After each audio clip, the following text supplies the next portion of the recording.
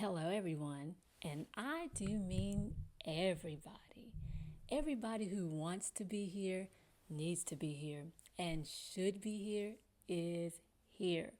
Welcome to the space where we share meaningful, useful stories that help you and offer some meaningful, useful solutions that heal you. I am your new host, the Mushy Guru, and I just want to take the time and say thank you for joining me on this Thursday, my very first episode. Now, I don't know if you are here because you saw this crazy little commercial talking about I was on it saying, "Oh, I don't want to be late for my first episode." Well, absolutely not was I going to be late. And I didn't know how I wanted to show up.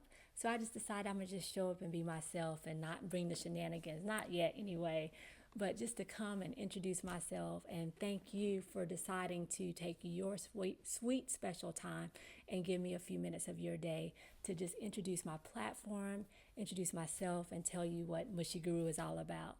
So, Mushy Guru stands for Meaningful, Useful Stories That Help You and Meaningful, Useful Solutions That Heal You. Now, my mom, she's a real creative kind of person. When she was pregnant with me many years ago, she said she used to love to watch this soap opera. Now, this is kind of going to date me a little bit. She used to love this soap opera called All My Children. Now, All My Children, it was like, way before your any type of housewife shows or reality shows that are out here today.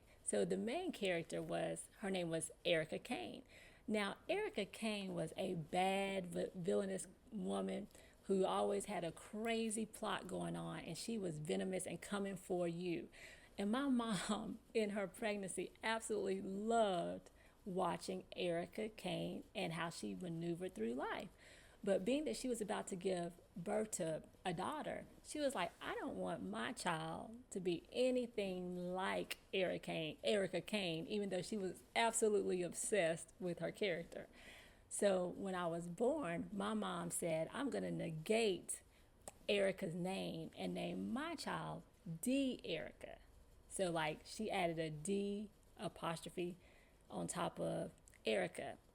I had all kind. I have a capital D, a capital E, and apostrophe. I have all kind of stuff going on in my name just to make it totally opposite of D'Ericka Kane, and that's how I got my name. So, like the name of this first episode is called "It's All in a Name," as I introduce Mushy Guru to you. So the funny thing about it is, I don't know if you want to call it like coincidental or what, but the street that I lived on or that my parents lived on when I was born was called Shannon Bradley. And ironically, my dad's name was Bradley. And it could have easily gone that way. Shannon Bradley. I mean, I could have been a Shannon Bradley, but my mom wasn't having it. She was making sure that she put a period on it that I was not going to have any of those traits, to the point to where I grew up, got married, had 2 kids of my own, and she started saying, "Girl, you are so mushy." She was like, "You're so mushy that, you're not an expert on anything except for trying to love on people." And that's how we came up with Mushy Guru. So when you see that word guru on my platform, it's not that I'm trying to come on here and say anything, that's going to be mind-boggling or that you've never heard or that's new under the sun. It's just that I want you to know that you are in a space where I'm trying to create an opportunity for everyone to have a voice. I truly believe that everyone has a story to tell. It's just up to you to decide if you want to share your story or not. And so that's what Mushy Guru is all about. And I am going to bring on some amazing people, and hopefully including you. I love the idea. It's my first time. All this podcast stuff is so new to me. But I love the idea of you dropping in my DM saying, hey, I got a great story for you. I'm going to want to hear it. This is the platform for you to share it. But in the meantime, today I'm flying solo, but next episode, I'm going to be excited about bringing guests from different genres. But specifically, I want to focus on things with, pivoting with the word. I want to bring on guests from the movie sector, from TV, people who write poetry, who are lyricists, plays, books, whatever kind of create a platform where you can share the written word or sing the written word or perform the written word, I'm here for it all day. Because again, it's those beautiful stories that we all have to share with each other that's going to allow us to help one another as we go on our journey. Now, some of you might say, well, what qualifies you to be in that position? Nothing really, except for, like my mom said, I'm not an expert at anything except for trying to love on people. But I do want to start with my own story. I want to share my story, my testimony, with how important words are and being able to allow your words to go through a vessel and not take for granted the opportunity to have a voice. And when I say it's all in a name, I want us to think about, going into this new year, what are we going to be answering to as people, as a woman, as, a mom, as a dad, as, a business person. How are you showing up in the world, and what are you going to answer to? What are people going to know you as, and how are you going to respond? And so I believe that these type of stories that we share on the creative side will help us, maneuver through this journey and also heal. And what kind of qualifies me for that is that I want to serve you in this place. I want to be that person who allows you to come on board on a first class experience and meet all these different people and heal together. So I was one of those people who never really wanted to have a story to tell of my own, because if you want to call it a story or a testimony, because I knew that if you had that, that meant that you went through something. And of course, we've all gone through something, but I didn't want to have like that hard, heavy, be known by, a particular story. Well, before I entered on this platform about 5 years ago, I had a career as a flight attendant. And for 20 plus years, I absolutely loved being in the aviation industry, being a flight attendant and welcoming people in. So when I say welcome, that is so easy for me. I enjoy bringing people on an onboard experience. And that's what I want to do for you. I want you to come on to this space and have a first class experience with me. Matter of fact, let's just do it right now. Let's just kind of like go through what I went through on the very first flight that became my last flight, and I did not even know it the day I showed up for work. So about 5 years ago, I was working out of Atlanta for a major airline based in Atlanta, who I think is amazing and the best. And I was I had to commute to Detroit, which was one of our other hubs. And when I got there, I was assigned a trip to fly to Cancun and be the lead flight attendant. So I had about 2 Spanish speakers and another speaker, and I was the lead flight attendant. And there wasn't anything abnormal about this day for me, except for I just didn't really want to be the lead flight attendant because there were other way qualified Spanish speakers. But I couldn't get out of it. Nobody was hearing it. So I took my position in front and welcomed every last passenger on board and completely, dealt with embraced my first class passengers. And we took that flight. It was amazing. We flew to Cancun and all those people going on their fun vacation. Got off. We served them. It was great. And then we did a quick turnaround. So we had about maybe an hour on the ground. Those new passengers came on board, and I welcomed them just like I always do, with a fresh smile for everybody. Got everyone situated. And about an hour into the flight, I started feeling a little different.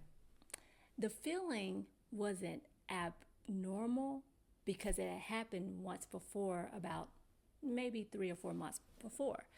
But it was different in the sense that I had never experienced it in the air. So I was telling the other flight attendant who was assisting me with my first class passengers, I said, I feel, something is, a little going on with me, but I didn't really know how to articulate it. And I got a little concerned because, again, I had been in this space just once before. So I went in the restroom and started, trying to manage it, but I knew that I couldn't. And long story short, I ended up experiencing vocal cord dysfunction en route on the way back from Cancun and back to Detroit. And where I used to be that flight attendant who would always pray, Lord, please don't let me have an emergency on this aircraft. Or if we did, I would always hope that I had a flight attendant who had a nursing degree, because a lot of people who were flight attendants always had some other type of background. But on this day, and even though also, we were certified in CPR, even though I like to do this type of CPR, paparazzi and for the positive and capturing conversations and releasing love, on that aircraft, we really had to be able to implement CPR. So I always pray, Lord, don't let me have to do that at any point. But on that particular day, I didn't, because I ended up becoming the flight attendant who then became the passenger who needed assistance, who needed someone to come to my aid and help me because of this vocal cord dysfunction I was having. So thankfully, there were like 2 to 3 doctors on the aircraft, and they assisted me as the doctors kept the pilots, informed, and we did an emergency landing. That was the very last flight that I ever had as a career flight attendant. Now, I'm sharing that story because I absolutely love being in the space of being a flight attendant. And it was something that I was able to look at as ministry sometimes. It was a place where I shared stories all the time, which, throughout my podcast, we'll be laughing and having fun and, connecting in different ways, from if you're a traveler, if you're not, whatever. But it was the place where I felt extremely comfortable. I always had this feeling inside that there was more that I wanted to do. But at that time, during those 20 years, I was very comfortable with being in that space and allowing that vehicle to be my ministry. But least did I know that I would come to a place where the talkative, loud, laughing, happy, jovial, mushy type person was going to come to a place where I wouldn't even be able to share above a whisper conversations that help people. I had to then go to vocal cord training again, or speech therapy, to strengthen my vocal cords again. And that took on a whole journey of just all kind of things we'll get into later. But ultimately, that was the last time I was able to be on a plane and feel that I could serve people in a way that I enjoyed serving them. And I share my testimony or my story with you because I want you to understand that it doesn't matter if, you're labeled by one thing. That does not mean that you can't be used in another area. That does not mean that just because something shuts down, that God will not open up another door for you to walk through and heal, and then be able to share your testimony to go forward and do something else. It may not look the same, but it doesn't mean that it won't have an amazing ending. During those 5 years of being in that disability space, now currently, doing a lot of creative things, I had to relearn D'Ericka and relearn how to trust the inner gifts that I have, that it may not look like serving on the aircraft. It may look like serving here, serving stories, serving hospitality to people who just want to usher in caring about one another through just listening, because we need to be able to listen to each other and care about each other through our words. Now, a lot of people love to say, sticks and stones may break my bones, but words will never hurt me. Well, that's not true. The words that we speak over each other, the words that we speak to ourselves, if they're not positive, if they're not uplifting, if they're not taking you to a place that's connecting you to your rest of your story, then those words do hurt. And I want to make sure that on Thursdays, you come here, you're encouraged, you're inspired, and you come here. Take those heavy coats off, those heavy capes you've been carrying around. Take a load off. Come here in these few minutes with me. Sometimes it'll be solo. Sometimes it'll be a guest who's also sharing an amazing story where one meaningful story created meaning for the rest of their life. And I want to use pivotal words, pivotal conversations to show us how those stories can shape the rest of your story. So while I'm treating you and serving you as my first class passenger, I want you to know that you can have rest so that you can get to the rest of your story. And that's all Mushy Guru is going to be about. We're going to laugh. We're going to have fun. We're going to be creative. We're going to be inspiring. We might even cry sometimes, but I'm here for that. I'm here for you in that moment on the Mushy Guru podcast to just serve. And that's what I want you to take away on this Thursday. So thank you for showing up for me on the Mushy Guru podcast, whatever day it is for you that you're here. I thank you for coming. I want you to remember me on Wednesday night when you're thinking about going through your weekend or going through your day or surfing through social media or surfing through podcasts. I want you to think about me and say, hey, I wonder what the Mushy Guru has going over there.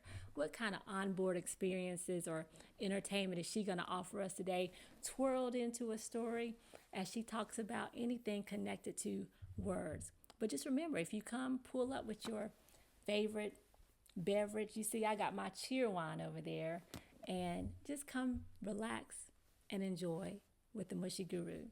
Thank you for your time, and I hope you have an amazing rest of the week, and I will see you hopefully next Thursday,